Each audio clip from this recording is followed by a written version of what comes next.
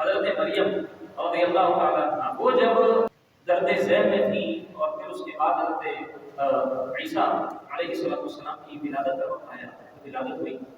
تو اس موقع پر اللہ تبارک و تعالیٰ نے حضرت مریم سے فرمایا کہ یہ جو کھجور کا تنا ہے اس کو ہلاؤ، اس میں سے پکی ہوئی تازہ کھجوریں جھڑیں گی، ان کو کھا لینا، فَكُلِي وَاشْرَبِي وَقَرِّي عَيْنًا،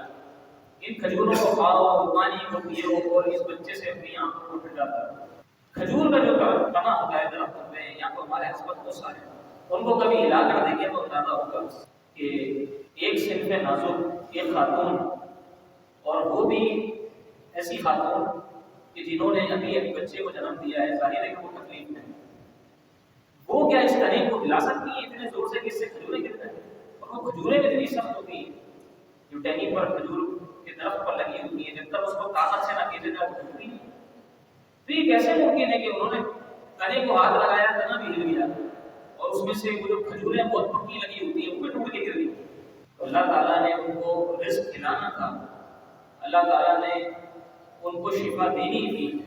اللہ تعالیٰ نے ان کو اسی لیے ایک سبب کی طرف متوجہ کیا۔ اب اس سبب کو ان کے لیے آسان کر دینا یہ اللہ کا کام ہے۔